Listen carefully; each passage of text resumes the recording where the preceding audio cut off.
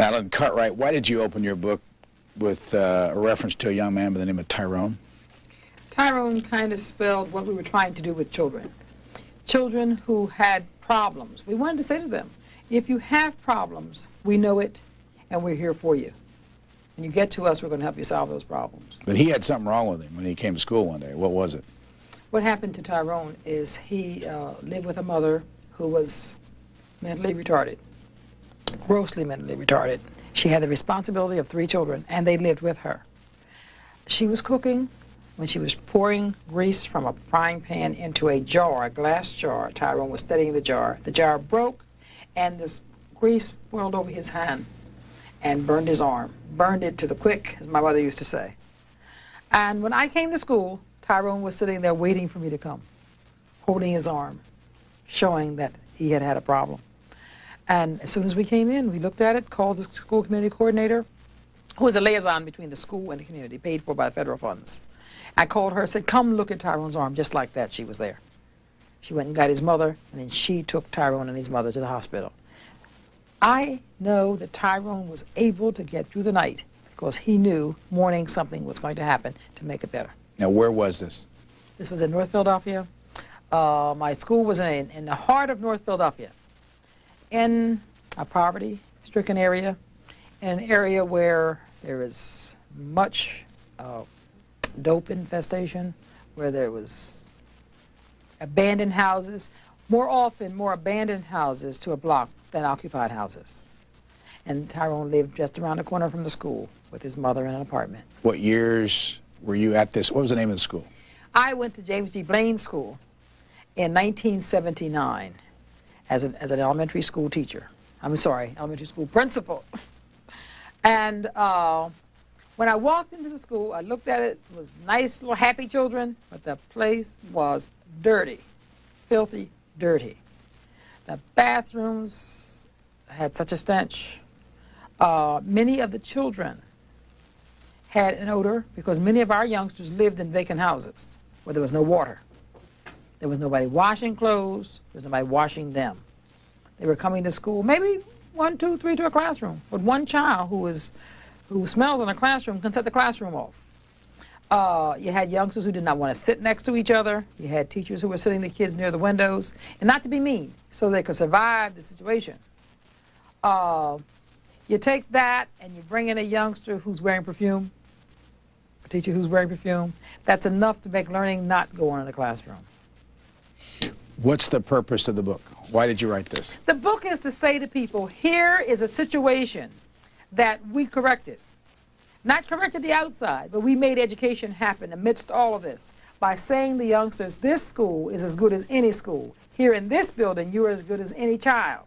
You're going to look good in this building. You're going to feel good in this building. What's going to happen for you in this building is what's happening to children across the country in schools. School is no different from anybody else's school. Your life outside of school is a little different, but school is no different. You deserve more. You know, I regularly said to the children, I apologize to them regularly. I'm sorry for the plight that you have. I'm sorry that you have this happen to you or that happen to you, or that you don't have clothes and you don't have a home. This is not how it should be. Things should be better for you. We're going to improve everywhere where we can. And if you let us know what's happening outside the school, we'll do as much as we can there too. But in between 8 in the morning and 4 in the afternoon, life for you is going to be good. You're going to be allowed to be a happy little rascal. How long were you the principal at this school? 11 years. I was there 11 years. And what are you doing now? Well, now I retired July 1st after 34 years. The state has an incentive, it's gone now, an incentive package that allowed us to come out with no penalty and a 10% bonus. So instead of retiring with 34 years, I retired with 37.4 years. And what are you doing in retirement? In retirement, right now, I'm promoting my book. And in promoting my book, I'm also promoting education. I'm showing folks that what looks like an insurmountable job can be done if you just face the problem and solve it as you go along. Don't form a committee. You know, we had youngsters who were not clean. We bought a washing machine and a dryer. We knew we could not supply, I learned when I was teaching school, that you could not supply clothes. If you sent clothes 2 or 3 days, they're dirty. He bought more clothes. You just can't keep up with that. But I knew then if I could wash these clothes, I could keep up. So immediately, no sooner than I hit that building, I talked with the parents about the need for a washer and a dryer. We talk about self-esteem, and self-esteem is very, very important to a child. But it's hard for a child to feel good about himself when he passes the mirror and he sees that his hair is not fixed, he sees that his face is not clean, his clothes are disheveled, his clothes are not fitting. Children are talking to him about how bad he looks. People are avoiding him. And we talk about building self-esteem. Among all that, he'd have to have one monumental imagination to feel good about himself. What's one of your greatest success stories? One of your favorite people that you made a difference with? The parents. I don't know about a person. Give me a person. One parent, okay? A parent, Cheryl Seibert, my parent. She lived around the corner from the school. She came to school with her youngster, went back home to that corner, and sat in the classroom, in the back of the classroom, didn't make a sound, to watch her only real possession, one child. And this was what she had. She kept her spotless clean. And I said to her, I said, Mrs. Seibert, I'm very happy that you come to school, but I'd like to see you do something besides sit in that back of that room. And I started to give her a little chore to do. And I found out that this woman was very, very intelligent. How I found that out, she knew all my business. She knew all about what was going on in the building without me telling her. She was standing there in front of my desk reading my letter, my mail, upside down and backwards. Shoo, shoo. And my information was, I was going to bring it out because I didn't have any secrets in the school. But my business was getting out before I got out. And I said, what is this? So then I began to just watch who's doing it. And I watched her, and I turned it over, and I said, what did it say? And she laughed and laughed and laughed and told me what it said. And I said, if you could read that fast, you could have used that. So the secretary of the school, who worked because she wanted to work, you know, she wanted something to do, she didn't have to work. She and I put up money, and we sent Cheryl to college. And Cheryl made all A's. She's an extraordinarily bright person. I said, Cheryl, I didn't make all A's in college. You can't sit on Clifford Street and do nothing. You have got to use this. And she said to me, well, I had to pry her off the street. I had to build confidence in her. And things were going good. And what I did each time when the school district had opportunity flyers, I went through it to see if any of our parents fit those qualifications. And if they did, I helped them to prepare themselves to go take the test. And many parents went on and took tests. While we were doing this, Cheryl saw a test. She wanted to take it. She came to me and said she wanted to take the test for NTA. What's NTA? Non-teaching assistant. To work in the school, they started off at maybe $9,000, $10,000, went to 25. Cheryl was on welfare. $351 a month for her and one child. So I said, I need to make her stay in school, but she needs to earn more than $300 a month. When they have more than $300 a month. So we sent Cheryl to take the test. Cheryl scored #1 on that test and went to work. And just her whole life changed. Where is she now? Working as NTA, which is not the good part, but she's working as NTA. She's doing very well. She's well respected on her job. She feels good about herself. Her daughter's doing very well. Her daughter's going to college. And that to me is what we were about awakening talents that were there, people who didn't know they had it. You know, Cheryl was on welfare, but her daughter won't be.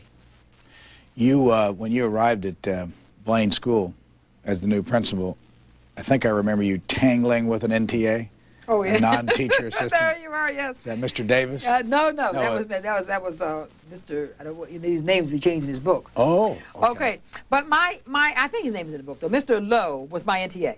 Very, very, very efficient man. I walked into the schoolyard and I watched Mr. Lowe say to the children, freeze. And children stopped. Didn't move. And he said, go to your lines. And the youngsters walked to their lines, perfectly quiet. I watched the same man meet 500 youngsters in the auditorium in the morning by himself. The only person on duty in Philadelphia between 8 and 8:45 really is the NTA, one NTA. And he could control, monitor, whatever word we like, all of these children by himself. I said, as good as that is, there's something the matter with it. Youngsters just don't sit in the auditorium perfectly still, not move a muscle, unless there's something wrong. And I began to look at what was wrong. And the youngsters were afraid. They really were afraid. And I said, you know, as much as I'd like control, as much as I'd like order, I didn't want the youngsters to be afraid. I didn't want the youngsters to be tight.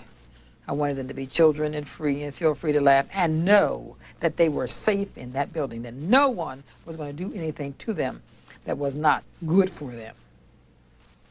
Go back to the first day you arrived. First of all, how did you get the assignment to be the principal at Blaine School? Well, in Philadelphia, once you pass the principal's test, you're assigned an auxiliary, a substitute principal. The principal who was there came out and went to another school, the school where I was already substituting for. So when she came to my school, they sent me to her school. And that's how I arrived at Blaine. First day. Yes. Principal was an excellent principal. Excellent principal. Very, very big on academics. Big on order. School was very orderly. Very orderly. When I walked up the first day, well, I drove up. Beautiful, in your Cadillac. Beautiful new Cadillac. A Cadillac that I promised myself as a poor child. When I was a poor child, I said to myself, when I grow up, I am, not to myself, to everybody, I'm going to have a Cadillac, a maid, and I'm not going to be poor. I am just not going to be poor. And I said that over and over, and people started laughing. My mother said to folks, you know what, she says when she grows up, she's not going to be poor, she's going to have a Cadillac. And they kept saying it. And my father said to me, my parents were divorced. My father said to me, you can have a Cadillac. You can be a teacher. You cannot be poor if that's what you want, or you have to just work toward it. And my mother, she didn't like cars too much because Daddy had a car and she didn't think he should have one. But at any rate, I knew I was going to have this car, and I had it. What day, what year? Oh, same year as school. 1979 Cadillac, 1979 I went to the school. I got the school Cadillac in February. I came to the school in March. I made principal February before. So here I come up in my new car, and I parked it, very happy about it. Had all new clothes. Had all new clothes. I was not a picture of being poor. I did not mean to be a picture of being poor. I was finished with being poor, totally and unequivocally finished with the poor business.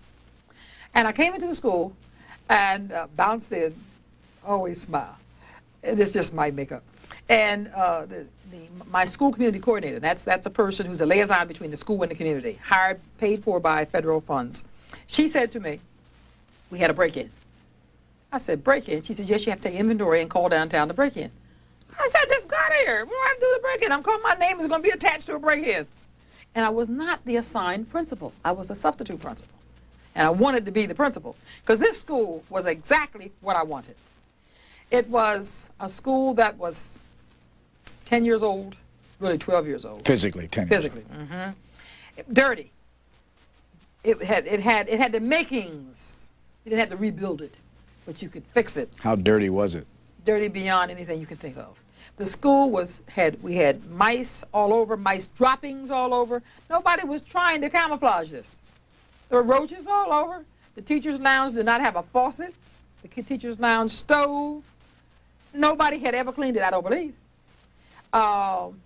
The lunchroom where the children ate was just filthy.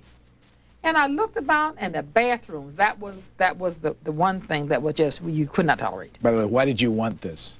Because I wanted folks to know that you could come into a school anywhere and make it serve children. The excuses that we offered for not doing for children was unacceptable to me. I had been a union organizer, and I had gone from school to school to school in Philadelphia. I was not shocked at seeing Blaine because I had been in many, many schools. I had even been in Blaine. But I had been in Blaine 10 years before. I knew that these conditions existed, but I knew they didn't have to exist. And I wanted to come and show folks that this does not have to be. I wanted to show parents that they had to bear the blame for some of this, in that they allowed it to happen. They had to put it for the foot and say, I won't have my child go to school in this filth. How many kids at the school? 659. How many of them had two parents? Maybe 20. Out of 659? Maybe 20. Maybe 20. Maybe 20. What was the average age of the mother and father? The average age of the parents was 16. That we did. We computed that. We have the federal lunch form requires the age of the mother or whoever's taking care of the child, the household. All the ages of the household was there. And we computed that the average age of parents when they gave birth to children, the first child, was 16. How many of them were on welfare, the parents? Out of the 650, I'd say 640. On average, how much money did they take in every month? Well, let me go this way. If a parent had one child, they got 351. 2 children, 4. 3 children, 5, like that. And that's how it went. Many people, many of my parents had more children. You know, I hear people say they have the children to get money. You have to have the children to survive. $350 a month does not pay anything. It doesn't pay even a room rent. And you can't live with your mother. Strangest thing you ever seen. If you're on welfare and get a check, you can't live with your mother. Because if you live with your mother, you don't get the welfare. So these folks have to take this $300 and go out and peddle a room to live. Where can I find a room? Maybe get somebody to support them. You know, add to it, supplement their income in some way. Sometimes they supplement their income by selling the food stamps. Because you could sell your food stamps, and then you could beg food. But folks are not going to give you a telephone. They're not going to give you rent, but they'll give you food. What was the racial makeup of the school? The racial makeup was all black, 1 white family. And that family was interracial. I had 2 white children and a white mother. I had 1 Spanish family and 3 children. Everybody else is black. Okay. How long did it take you to get to those Johns? Oh, no time. A week. In the first week. I walked around and I looked, I smelled. I said, my God, what can that be? And here I walked into the bathroom where the urinals had not been flushed. And that's where the real stench was coming from. I mean, the real hardcore stench that was blowing up and down the holes. And I came in and I started flushing urinals. And I got all the urinals flushed and I got the windows up and it still stank. I called the custodian. I said, send the custodian to the boys' room on the 2nd floor. So he came, very nice gentleman. He had just come to Blaine a month before me. And that was a God-sent blessing. Because all of my complaints then were not complaining of him. It wasn't like criticism, he had to defend himself. He saw a nasty building, I saw a nasty building. I found one, he found one. I said, this has to be cleaned. So he said, oh, no, we cleaned the bathrooms, Ms. Cartwright. I said, sir, this bathroom has not been cleaned. He says, well, maybe the children used the urinals when we left and didn't flush them, but we mopped. I said, I flushed them, I still smell it. At any rate, I said to him, go get me some water. Get me a bucket of water, plenty of water, and some detergent, and let me clean this bathroom with you. He bought me a bucket of water. While he was going to get the bucket of water, I took off my stockings and my shoes, and I put them up on the shelf. When he came in, I stood there barefooted. I said, hand me the water. And I took the brush, and I started to scrub around the toilets, around the walls, around the floor, and scrubbed it. When I finished, I picked the bucket of water and threw it and said, get some more water. So he got some more water, and then he went and got another bucket. And he just kept interchanging because I was throwing the water. I got that bathroom spotless clean. This man stood there with his mouth open. I think he wanted to help, but I think he wasn't quite sure what I wanted him to do. He just stood there. So when I finished the bathroom, I said, Miss Jody, do you smell anything? He says, no. I said, well, that's how I expect my bathrooms to be. I am not going to scrub another bathroom, but I want them to be this way always. He said, yes, ma'am. My bathroom stayed like that. The whole time? The whole time. Occasionally. 11 years. 11 years. Occasionally, we picked up odor. But after that, whenever we had a 3-day weekend, the parents and I went through and flushed all the urinals, because that's where the real stench came from. When that urine stayed in that room, Friday, Saturday, Sunday, and Monday. Tuesday you can't move. I mean, it just takes you. So we got the kids to help, and we said all the urinals have to be flushed. Some of the urinals were broken. Where the urinal was broken, I wanted to have flowing water in the bathroom, a hose. For some reason, that's against the law. There's some ordinance or rule that says you can't have a hose hooked to the faucet. So I went down and bought the kind they wouldn't give me a screw-on. So I bought me one you screw on with rubber and made my own. And the custodian said he wasn't allowed. I said, you're not allowed, but I'm allowed. See? So I put that on, and I had water, and I could flush the urinals that were broken, stopped up. We got a bucket of water, flushed it, ran the hose in, took it off when I got finished, put it back in the closet. Nobody knew we had the screw on. But that solved our problems. What's starting to happen as you What's do starting this? to happen now is teachers are seeing that if I wanted something done, I wanted it done, and I wanted it done then, and I was willing to make it happen. Parents are saying, the kids are going home telling their parents. She's doing it, she's doing that, she's doing the other. Every day the kids are going home telling their parents something I did. Did some crazy things, as far as they were concerned. What other crazy things? Well, I washed kids. I cut hair. I had a barber shop, my own. And I cut hair. If a youngster's hair needed to be groomed, and it was too much of it for me to groom, I just gave a little boy a haircut. See? And the children talked about that. They talked about, I swept. The schoolyard was debris heavy. And glass to no end. We had a basketball court down at the end of the schoolyard, and the boys played basketball, drank wine and beer, soda. How old were they? 20, 21, 2, 3, 4, 5. They weren't the young kids. Oh, no, no, no. And they left the bottles there. My children threw the bottles up on the roof. The roof was low. For the lunchroom roof and the auditorium roof was low. My kids got up on the roof and threw them back down. So every Monday morning when I came in, the yard was full of glass. So I looked out of the window. I said, I can't believe this is a schoolyard. So that was my first day. I said, I can't believe this is a schoolyard. So I called the custodian. They said, we swept yesterday. I said, I don't believe it. He says, we did. I said, well, let's go sweep today and let me see tomorrow. So I said, let's. We went out. I said, bring me a broom. I can help. They brought the broom. We swept. The children saw me sweeping. They swept too. Everybody helped. And then the yard is pretty well debris-free. And I said to the children, you have to have a ticket to get in this morning. They said, ticket? What do you mean, ticket? I said, you have to pick up a piece of trash, and that'll be your ticket in. I said, for trash cans, open only 2 doors. We usually use more than 2 doors. I put trash cans at each door. And you could not come into the building unless you had a piece of trash.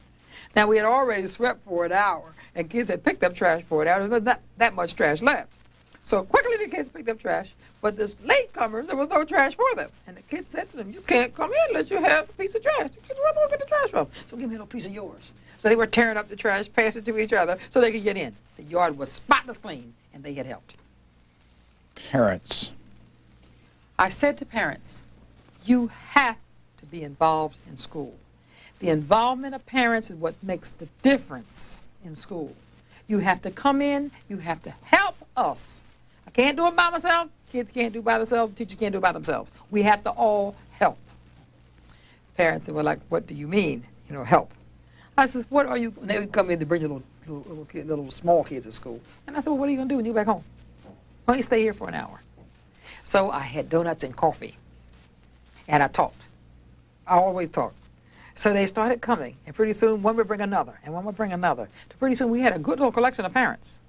And they would come and they'd stand in front of the lines, and they want to talk too. So I know the principal too. And I'm standing there, and the kids are standing there, and I'd say to the parent, get your line together. The parents would say, my line. I said, listen, there's more your line than it's mine. I don't have any kids in the line. It's your line. Get it together. So the parents got their lines together. And then when time came to pass, one teacher was not there. So I said to the parent, why don't you take that class in for Miss Freeman? Miss Freeman was late. That was her thing. Everybody has their thing. Miss Freeman was late. That she late was her thing. 2 or 3 minutes, but she was late. I said, take Miss Freeman's line in. So the parent took Miss Freeman's line in. Pretty soon Miss Freeman pulled into the parking lot, looked up and saw me lines going. She backed right out, drove around the corner, parked her car, snuck in the front door. She got upstairs, and here this parent had her class in the room sitting down. She was happy as she could be. Thanked the parent. Told the parent, oh, God, you kept her from being on me today. I really appreciate this. And then she encouraged more parents to come. So if she were late again, she could do the same thing. Then she started telling other teachers that this parent brought my line in. She doesn't even know what time I came in this morning. And then other teachers started encouraging their parents to come in case they were late. And their line wasn't left out there at me. Pretty soon you had parents that teachers had recruited to come into the school. And then more parents came, and kids started telling their parents, you come on in. And I said to teachers, we have parents who are involved. You have to make sure that this child suffers nothing because his parent came. This has to be a plus for him. Don't take this opportunity to tell this parent everything this child does wrong. The child has to know that because his parent came to school, he is better off, not worse off. Teachers and arrival at school on time. Just coming. Not on time, just coming. Now, what did you do? Attendance for teachers in Philadelphia was not good. And that's because we had 3 personal days. Anybody in your house could, like your family could die. Anybody. I mean, you could say your brother died. Nobody ever checked to see if this was really your brother. If your mother died, one guy told me his mother died 3 times. 5 days every time your mother dies. Nobody ever checked to see that his mother died 3 times. Every time he changed schools, his mother died again. I was a teacher for 17 years. I heard these stories. And when there's a substitute in the building, 2, 3 substitutes, the climate in the school is eroded. Children tend to act up. They think that a substitute is not a teacher. And it is because we don't tell them. We say, we have a sub today. I remember, just off for a minute, I remember once I went to a school as a new teacher. I walked into the classroom. The children said to me, "Are you a sub?" I said, "A sub? A sub is a sandwich." Where I came from. So the children said, "No, are you a substitute teacher?" I said, "No, I'm a real teacher. I'm a teacher. I have a degree and I'm a teacher." They said, "Oh, you're new." I said, "Honey, I am 33 years old. I am not new." They said, "Oh," and sat down. I'm good the rest of the day. As soon as they found I wasn't a sub. You know what I'm saying? And these were notes I kept. This is what sets off children. This is what sets off schools. So when I got to Blaine, and I had read, I sat in a library one day and read a dissertation from a principal in Glassboro, New Jersey. His dissertation said that where the principal answered the phone, attendance of teachers was increased by 15%. I said, 15% for answering the phone? I knew I was going to answer the phone when I got to be principal. So here I am, principal. So telephone rings. I'm there like 3 days. I said, "Good morning, Blaine School, Madeline Cartwright." Click up. What time? Line is What dead. time is this in the morning? Oh, maybe 5, 10 minutes to 8. See, and what you do is you're supposed to call between 8 and 8:30. The secretary comes on at 8. So they call before 8, so you get the cleaning lady. Cleaning lady just writes down you're absent. Doesn't say why you're absent, just says Mr. Jones is absent. Now, Mr. Jones now has a free day. Do anything he wants to do. If nobody in the school district sees him, he's sick. If somebody sees him, he takes personal leave. You have 10 sick days, but your insurance gave you unlimited sick days for a year. You have 3 personal days, so you save them. You pay for them when you retire. You see. But if you have to use them, somebody saves you. So I knew that. I was a teacher. I saw people do it. I knew it. So I said, what you have to do is I have to answer this phone so I can ascertain early on why you're out. Line's dead.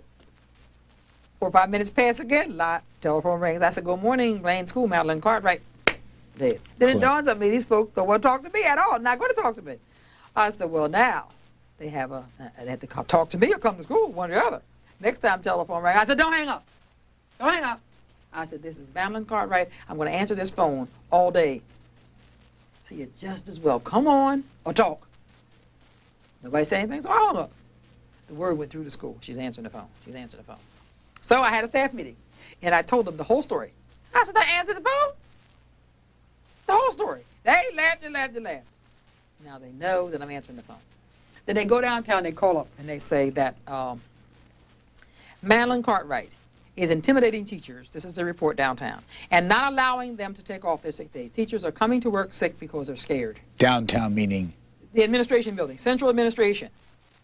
So the superintendent, we had local superintendents, 7 of them. Mine was District 4. The District 4 superintendent called me. She says, "Madeline, teachers have a right to be sick. They have sick leave. You have to let them be sick." I said, "I'm not saying they can't be sick. I'm saying that if they're sick, all they have to do is say, 'Madeline, I'm sick and I'm not coming.'" She says, "Madeline, I understand that's not how it goes."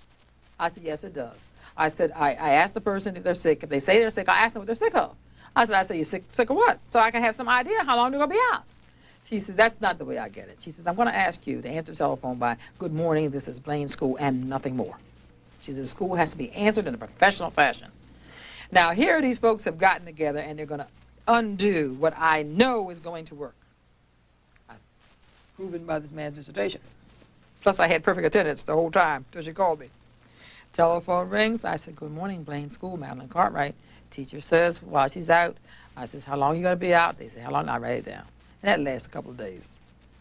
And then the word is spreading. Listen, we've clipped her tail. I mean, if her feathers have been clipped, don't worry about it. You can take off. And the teachers, some teachers are going to tell you what's going on. So teachers are coming in and telling me. I said, my feathers have not been clipped at all. I said, I still answer the phone, and people are still coming to work. So next time I'm sitting there, and it's raining, and it's Monday morning. I said, they're going to try me. Rainy Monday, not coming. Telephone rings, it's raining this Monday. I said, good morning, it's raining, it's Monday morning, and I'm here. And my superintendent said, me too. I'm here, Madeline. So I said, oh, I knew that was you. She said, I bet you did. But she didn't call back anymore. She didn't call back anymore.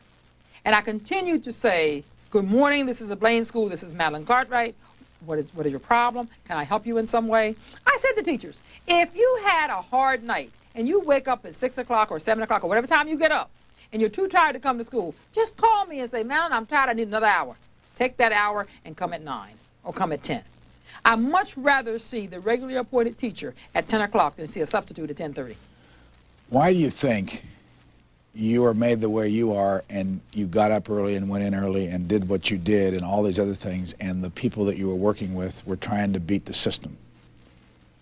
I think that they were allowed to beat the system. And I think that when people are allowed to half-step, they'll half-step. Why were they allowed to beat the system? Well, the principals came in at 9. Principals came in at 9:20. Well, why did principals come in at 9:20? There was nobody saying you had to be there. There was no check. All right, let me keep going with this. Why was there no one there saying no check? I mean, where was the genesis of all this? You know, it's almost like educating the children was incidental. It was like we're doing all that we can, and all that we can is not enough.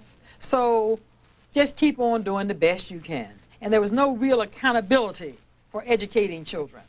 Where was this picture taken? That picture? Uh-huh. Where? Yeah. Right in front of my school.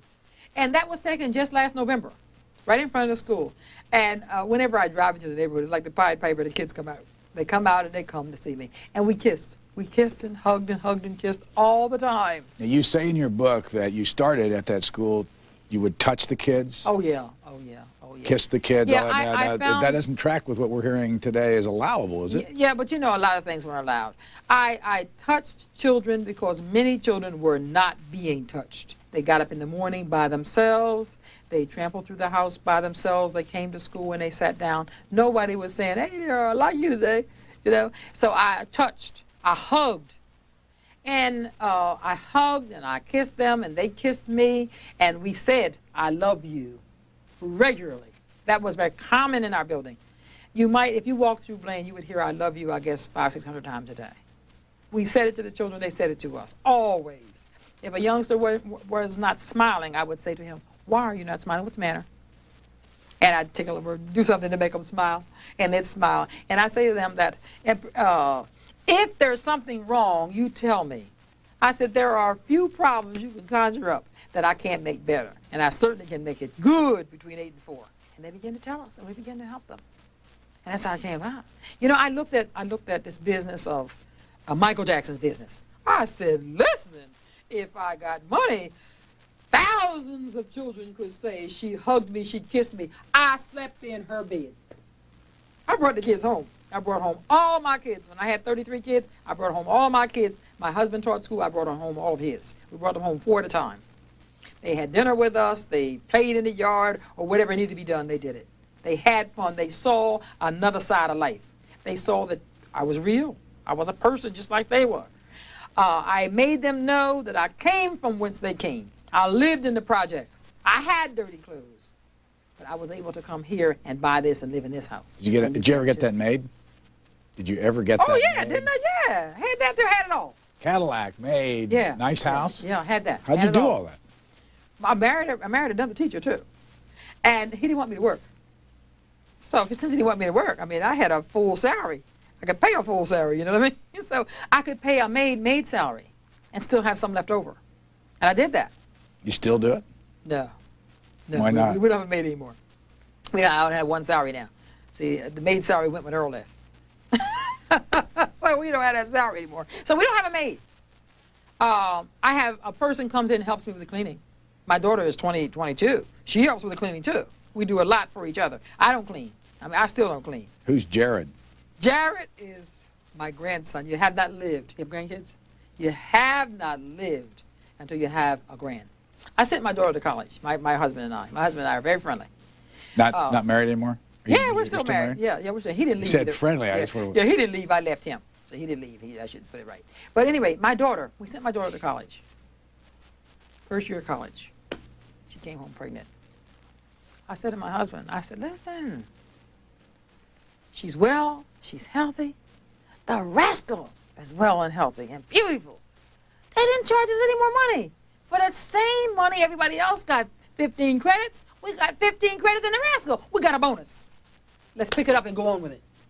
And I looked at that and I said, there's some reason for this. I picked Jared, I sent my daughter back to school, put Jared in the car seat, and at 2 months old, Joe went back to school, and Jared came to school with me every day. I put him in the car seat, picked up the car seat, brought it in, set it right on my desk. Said to the teachers, we have another responsibility. I need help. and the Lord had blessed me because the union had fought and gotten prep time for teachers. Every teacher had 45 minutes off and a lunch period. So the teacher took the 45 minutes off, came and got Jared. They passed him around from teacher to teacher. And he's a very personable child. He's used to look at different faces. And we just had a grand time with him. How old is he? Now he's 4. He's 4 years old. Does very well. He's a happy little boy, very cheerful child. Keeps me inspired. Now go back to the origin of this book. Whose idea was this book? The idea of the book came from a writer, Richard Louv, a writer in Philadelphia. He came out to Blaine at the insistence of, we had it so the superintendent had decentralized such that she had people from the central office coming out looking at schools. One of her administrators from downtown came to Blaine and said, my, this is a wonderful place, called Richard Louv. Richard Louv came, looked at it, and said, Nana, this is really a nice story. And he wrote it and put it in the newspaper. Philadelphia Inquirer? Philadelphia Inquirer. And then Knight Ridder bought it and it ran the country. And then Richard said to me, he said, Nana, there's a story here to be told, and somebody's going to tell it. He said, you should tell it yourself. You should tell it. So I said, why don't you come and help me tell it? He said, I don't have the time, but you could do it. Just go and do it. And I started right then. I started collecting my stories and writing them and putting them aside, collecting stories and putting them aside. And then I began to write the educational part of it, the educational program at that school. And then when I finished writing the educational program, I gave it to a girlfriend and asked her if she would read the stories and sift them into the education. And then another writer, another newspaper writer, came to Philadelphia looking for a story on childhood in America. I said to him, I'm writing too, I'm writing my story. So I said, however, if you're going to write about the children, good. If you're going to write about me, I don't want to talk. He says, no, I'm going to write about the children. We talked all day long, all day. He had a good time. And we like to share.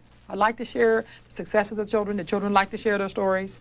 They were very pleased with having folks come in. I told them that our plight was not anything to be ashamed of. They had nothing to do with where they live and how they live. They had to do the best they could. As long as they held up their share, don't worry about anybody else's, you see. So Richard came and wrote this story. And he went back and wrote a book. And one chapter in that book was about the Blaine School and me. The New York Times bought that one chapter and put me on the front of the New York Times. Changed my entire life. My entire life changed. In that many people started to come into the school. Many people called the school. Then I knew that I better get this book finished. And I really started working on it hard then. And I took a sabbatical leave and worked on it full time. My daughter took off from college. I had my request. I asked her if she would quit and work with me. So she stopped college, came home and worked with me. And she and Jared and I, and by Jared was just 2 then. She and Jared and I made this book happen. And I say Jared because whenever I got boggled down, he was there to kind of brighten me up. We'd go for a walk to the playground. You know, something to kind of unwind and come back and write more. And we got it done. And then we got Michael Dorso, who's also a newspaper writer out of Virginia. He came in and helped us to shape it. And how did you get a publisher? I was sitting on the bed, that's where I wrote, on the bed. And everybody said, you're going to ruin your bed. But as I sat on the bed, my grandson crawled on the bed. And every once in a while, he would crawl on the bed, run around, and put his arms around my neck. No mattress was worth that. I had to have that. So I sat on the bed, and I'm sitting here working with my book. Jared is running around the floor, because I locked him in the room with me. The telephone rang. I said, hello. And a lady says to me, would you hold, a vice president for Doubleday wants to speak to you. I said, this is a joke. I've been home from school 1 month. I said, this is a joke. And sure enough, there was Martha Levin, a vice president from Doubleday, saying to me she heard I was writing a book and would like me to give them a chance at publishing my book. I still think this is a joke, but I figure I'll go along with the program. So I went along with the program. After I said, maybe this is not a joke. So she says, well, I'm going to send you some books that we have done, and you can look at them, and let us see your draft as soon as possible. I said, all right. But now I'm convinced. I started screaming, really screaming, because that's how I am. I started screaming. The baby started crying. My daughter came running. By this time, the kid looks up and he sees that I'm laughing. In the middle of his tears, he stopped and he started laughing too. She said, what is going on? I said, Doubleday wants to publish a book. She liked me. She said, I don't believe that. And there it was real. And that's how it got published. And so then what happened? I mean, what was the process of finishing the book and having a writer come in? Was there anything difficult about from that moment forward? Yeah, the most difficult from that moment forward was the writing with the writer. You know, I said to the writer, we need to sit down side by side and write this book. Because sometimes just changing a word can change my meaning. I wanted to make a book that did not put down our parents, because they weren't to be put down. They had worked hard. And you know, sometimes you could say you went into a house and the house was filthy dirty, and folks would say, well, the mother is not doing her part, that's why the house is filthy dirty, that sort of thing. And I said, that is not what it was. Here are folks living in homes with no doors. Here are folks who were really trying to make do. Some were on drugs. There were children living in a situation where there was nobody cleaning. One situation where the toilet was stopped up and nobody unstopped the toilet. The children didn't know they continued to use it. You know, that's the kind, but I didn't want that to come out as here were trifling sorry parents. Here were kids who use a filthy toilet. I mean, what else do you use? You're a kid. So I wanted to make sure that this book said what I wanted it to say. It didn't change anything from what happened. From time to time, I had to say to the writer, what happened was dramatic enough. Don't embellish it. Just tell it like it was. And then he would say to me, well, I'm a writer and you're an educator. And I said, well, we're writing this book, you know, that was. But we got through it. He understood where I was coming from. I understood his responsibility and what he had to do. It's 256 pages. Yes. Did you want it to be any longer? Oh, yeah, I had a whole lot more. I had a whole lot more. A lot of, they edited the book down, which was all right. I mean, because I realized they were the professionals at this. They took out a lot that I would have put back in. Some of the stuff they took out, I did put back in, and they allowed me to do that. And we agreed that this is what we want. What's missing that you'd like to have in here if you had more pages? Well, I talked about the problems of teachers in the inner city. Because if you don't have happy teachers, that's a problem. And I talked about many of our teachers who, not many, but the ones that we had, who were having problems. You know, I had one teacher whose husband, she and her husband, lived with his mother. And his mother was quite happy to have the two of them and the grandchildren. And this is how they were going to live forever. And she went and got her a job, and she was a teacher. And she left and brought her children, and they went to court and took her kids from her. And back to the home where they were used to being, where they had always called home, and made her support them. And she said there was no such thing as supporting them. The mother had always supported the home. But they were punishing her for breaking up what was their happy home. That was a sad teacher, you know. And I wanted people to know that as you principal a school, it's just not the children. It's not the community. It's the whole picture. It's central administration and the problems that are there, and there are problems there. It's teachers and the problems that they bring to the classroom. And you have to be sympathetic to that. You know, I had another teacher, she had, and this they took right out. She had been married, she married a fellow that she dated from 15. At 25, they got married when she was, I think, 19 or 20. At 25, she came home and he says, I don't want to marry anymore. She couldn't handle that. She just could not handle it. So she came into school and she told me what happened, and she said that she had gained weight, she was going to reduce, and she told me all the things that were going to happen. I said, is there a woman? She says, there must be. Well, later I learned it was a man. And I said, honey, there is no amount of weight and no amount of grooming that's going to bring your husband back home. You have to look at that. and you have to go about living. And she was a first grade teacher, and every now and then she would just break down and cry because her whole life was devastated. I brought her out of the classroom, took the reading teacher, who was a certified elementary teacher, and put her in the classroom, and brought this teacher out and let her be the reading teacher until she could get her cries regulated so she could stand in front of the kids all day long. You know, those are the kinds of things you have to do. Those are the kinds of things that are not there. Where were you born? In Coatesville, Pennsylvania. Where's that? 37 miles west of Philadelphia. When I was 3, we moved to a bigger, I was born on a farm. I was born on the farm, right at the farm, in the farmhouse. My mother was home by herself. By then, though, she was well practiced. I was a 13th child. There was no problem with her being home by herself. It was old hat to have babies. The 13th of 13? 13th of 13. And she gave birth to you by herself? At home. At home. At home. No one else was there? No one else was there. No one else was there. My sister came home from school. I have a tendency to want to ask you, do you remember that? But I won't. My sister came home from school, and they took me to the hospital. And then I came back home. And I lived on a farm. And that was just a wonderful, wonderful, wonderful experience. I'm sorry my children didn't have that experience. Are your siblings alive? All of the all 12? 9 of them are? 9. Mm-hmm. Are they around you? 12 grew up. One died as a baby. One died the same year I was born. I was born in 37, October. My oldest sister died November 37. Everybody else grew up. Are your parents alive? No, no. Mother died in 65. I was teaching when I was teaching 59. So she saw me become the teacher. She saw me realize my dream. Not the Cadillac, but the other part. Daddy lived to be 89. He died in 84. And he saw the whole thing. And he was very happy about it. He came to my school. He watched me perform. I performed for the children on the stage. I like to perform. And he watched me perform for the children. He watched me tell the children stories that he told me. He was just happy about all of it. See? And my brothers and sisters are proud, I'm sure, but we're not really friendly. Why? Many of us. Well, I was the last. My brother and I. There were 2 of us. There were all of them. Skip 5 years, 5.5 years. Then came Sylvester. Skip another 1.5 years, and here come I. So we were different from the others.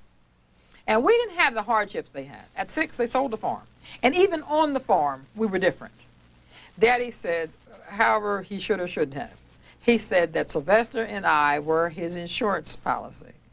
And he was going to raise us such that we would be devoted to him and look after him in his old age. And he was devoted. He really was. We had store-bought clothes that fit us. Sylvester and I did. We had shoes that were bought for our feet, and nobody else did. I mean, nobody else did. We had food always. We were never hungry. I was never hungry. We always had food. And the others didn't. They wore, like once mother brought home a fur coat. I mean, a fur coat. Everybody's praying. Hope this coat doesn't fit me. Hope it doesn't fit me. Hope it doesn't fit me. And when mother started trying that coat on, finally she found who it fit, and that's who had to wear this fur coat to school. I mean, you walk into school with a fur coat on. I mean, the kids laughed and laughed. And we were always, forever coming to school and the kids laughing. Like the mother mostly brought home women's clothes. And the boys wore the blouses. Mother said, it brings cleanliness, put it on. So when the boys showed up in blouses, the kids laughed and laughed. Worst story, best story, whichever way you want to look at it. Shoes. Shoes. Mother came home one day with a burlap bag of shoes. Daddy comes out, calls everybody, dumps them out. The boys look at these shoes, and they know there's no problem with them. These shoes were high heels. So they knew they did not have to wear these shoes. The girls were going to school with these high heel shoes. Everybody was going to be laughing. The boys are already laughing. They're laughing at the girls. My father was very resourceful. Very bright man, could do anything. He could take high heel shoes and make them suitable for children. He put the high heel shoes up on the tree stump where we used for cutting the wood you cut, and he chopped off the heels. Johnny, Buck, George, Ethel, Ruth, everybody got high heel shoes. Everybody got their shoes. Got on the bus the next morning to go to school.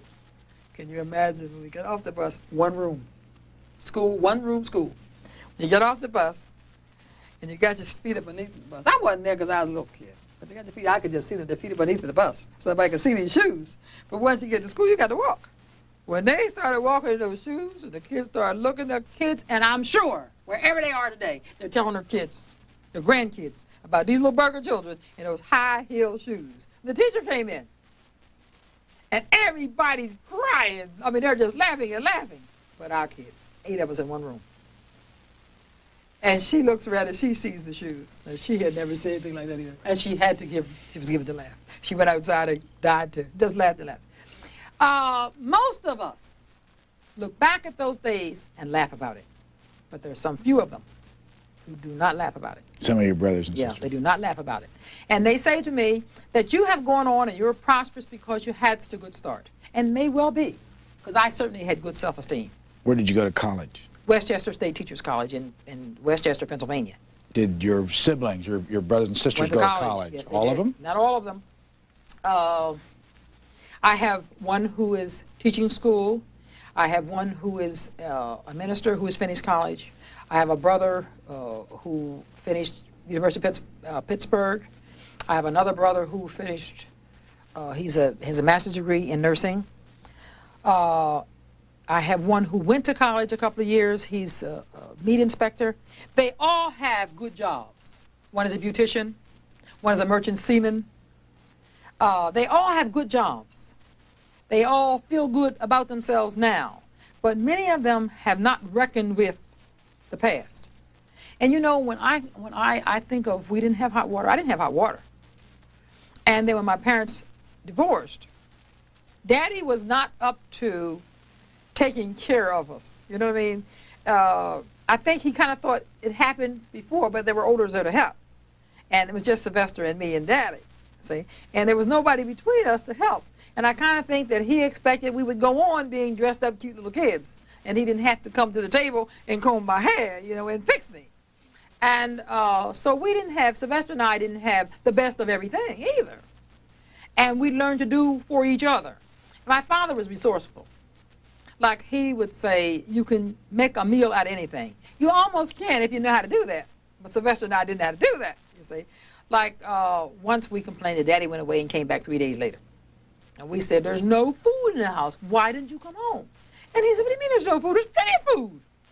And he goes in and puts forth a perfectly good dinner. I mean, but we're 8, 9, 10 years old. Well, not 8, 9, 10, 11-year-olds, you see. And, but he looked after us good. We loved it. No, how has your life changed since this book came out? Since this book has come out, I have gone to celebrity status. Folks kind of treat me like I was a martyr, you know, like I've done something special, you know. And I feel like I really haven't done so much special. People say, look, you lived in the project and now you're a teacher. I lived in the project, but there was running water, hot and cold. You know, we complained about, we were kids, we slept on the floor with straw. Daddy put straw on the floor. And these are the stories my sisters and brothers tell. And they say it with hard cheeks. We slept on straw, we didn't have beds. And they had a blanket over the straw, and they slept on top of the blanket, and they changed the straw every 2 or 3 days. I have kids, when I came to North Philadelphia, who slept on the filthiest mattress you cannot imagine. You cannot start to imagine the kinds of mattresses these children slept on. There was no such thing as bringing in clean straw. Celebrity status, what are you going to do with that? I'm going to take that, I hope, and be able to consult with school districts, to be able to say to principals that don't talk about the ails of the district. Talk about your school and how you can make it better.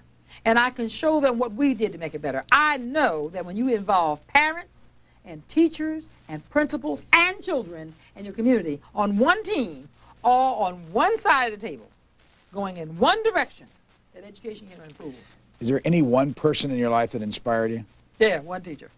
A lot of other people too. But I think my biggest inspiration was a 5th grade teacher. I was sitting there. What was her or his name? Her name was Mrs. Wilson. She's dead. I was sitting in her classroom one day with a hole in the bottom of my shoe and my flap backwards and feeling kind of sorry for myself. And then from time to time, the teacher would say, your clothes are not clean, you can wash your clothes. Or look at your hair, you can fix your hair. And I was sitting there kind of feeling sorry for myself, how the teacher told us how all we could do. And Mrs. Wilson said, whatever you have, take it and make the best of it. Don't sit around and look at what someone else has and count what and count what you don't have. Take what you have and use it. She said, she told us a story about I cried because I had no shoes, so I met the man that had no feet. She says, look at all of your assets and take them and make them work for you. That, I remember that lesson today just like it was yesterday. And I went over it again and again and again. And as I began to feel discouraged, I thought about, I have so much more than so many other people have. Earlier I asked you about favorite people that you've touched, lives you've touched, and you named a parent. Is there one student in the short time we have remaining? Yeah, Daryl Dade. Daryl Dade, a boy. Daryl Dade was a busy little boy, bad. The principal put him in my room, as he did many children, because I could get along with children. They just loved me, and they would do what I asked them. They put Daryl in my room. And Daryl simply and unequivocally fell in love with me. I mean, he loved me. How old was he? Maybe 13, 14. He did everything right from that day on, from when I met him. I taught night school. He waited for me. When I drove my car up, he was standing there. He went with me to night school, so he did very well in school. He had all the lessons twice. I taught night school. He took that lesson, and he did the regular lesson. This was an excellent day for me. When Daryl graduated from our 8th grade to go on to high school, I began to worry about him, too. Really, I began to worry about him. I said to my husband, I said, this boy, I am his friend. I am his. See? And I said, he doesn't associate with children. He associates with me all the time. And I began to worry about him. He graduated from 8th grade. And at the 8th grade graduation, his mother came to me with tears in her eyes, and she said, Mrs. Cartwright, since my son went into your room, he's a totally different child. She said, he is just a pleasure to have. Where is he now? I don't know. He didn't come back. How old is he now? And I was glad he didn't come back. That was when I was maybe 25, and I'm 55, 30 years, he's 40, 45. Last name again, Daryl Dade. Dade. Mm-hmm. On that note, let's call it quits and show the audience this book, which is called For the Children, Lessons from a Visionary Principal, and our author is Madeline Cartwright. Thank you very much for joining us. Thank you so much.